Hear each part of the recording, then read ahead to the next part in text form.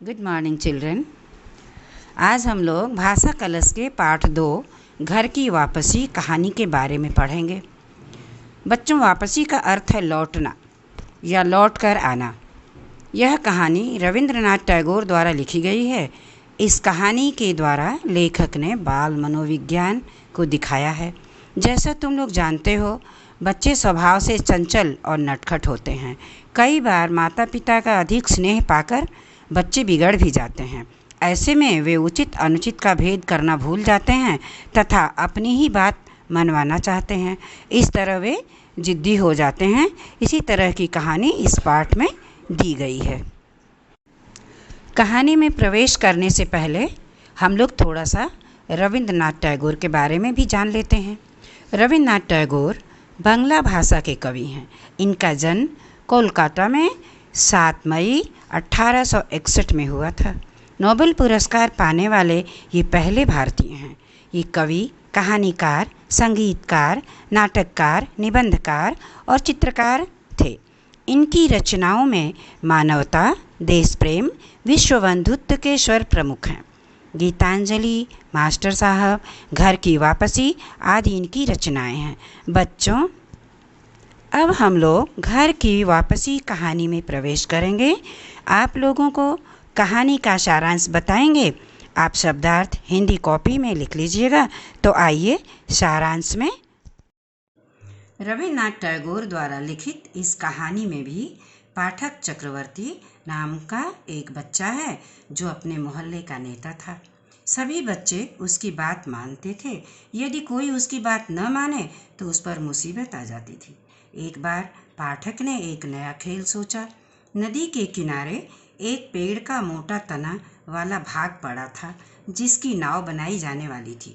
पाठक ने अपने मित्रों से कहा, हम सब इसको लुढ़काएं। मित्र मंडली ने हाँ कर दिया।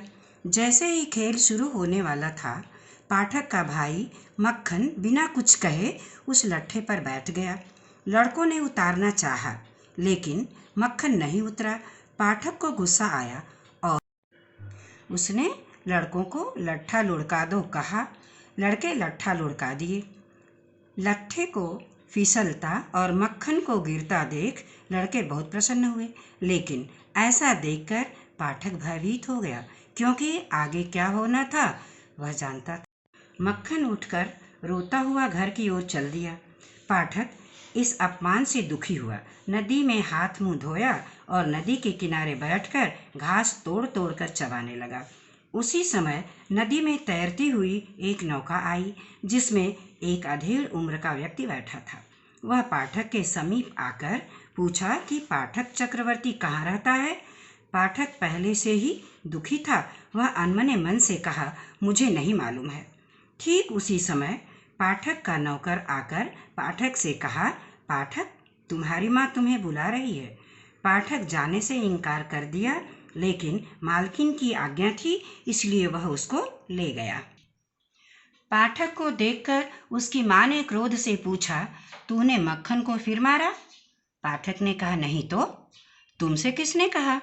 मक्खन माँ को बता दिया था, इसलिए वह अपने बात पर कायम रहा और दोबारा फिर कहा, हाँ हाँ, तुमने मारा है।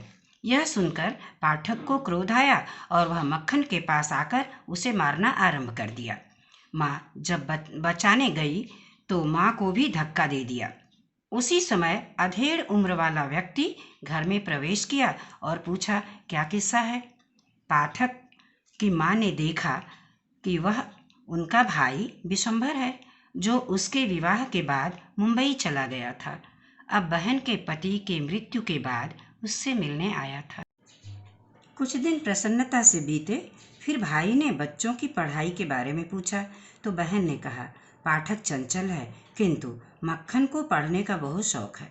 यह सुनकर उसने कहा, मैं पाठक को मुंबई ले जाकर पढ़ाऊंगा। पाठक भी जाने को तैयार हो गया और खुश होकर अपना खिलौना, पतंग आदि मक्खन को दे दिया। पाठक मामा के साथ मुंबई आ गया। मामी से पहली बार मिला। मामी उसे देखकर खुश नहीं हुई, क्योंकि उनके 3 बच्चे खुद के ही थे और पाठक जैसे चंचल बच्चे का आना उनके लिए समस्या हो गई। पाठक को भी यहाँ सांस लेना कठिन हो गया।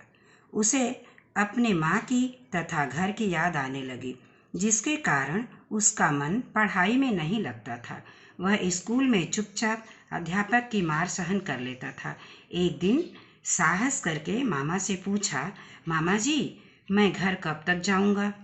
मामा ने कहा, ठहरो, जब तक छुट्टियां न हो जाएं।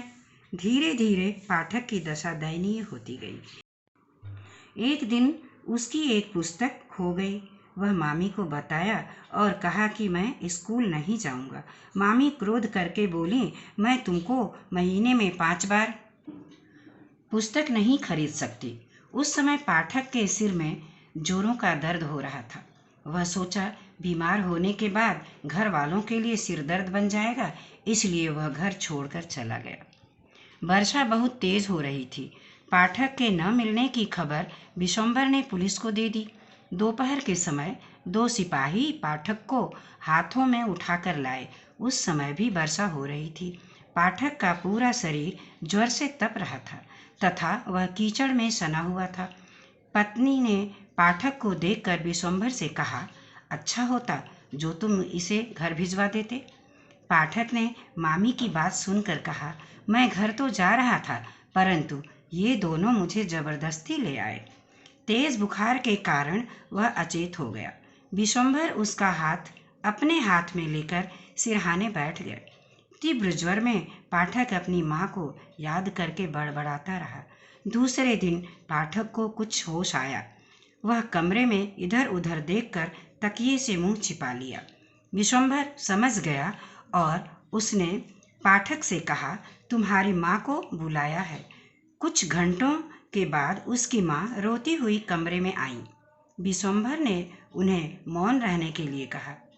माँ न मानी और पाठक के चारपाई के पास जाकर चिल्लाते हुए कहने लगी, पाठक, मेरे प्यारे बेटे पाठक। पाठक की सांस कुछ समय के लिए रुकी। उसकी नाड़ी हल्की पड़ी और उसने एक सिसकी ली। माँ फिर चिल्लाई, पाठक, मेरे आँखों के तारे, मेरे हृदय के कोयल।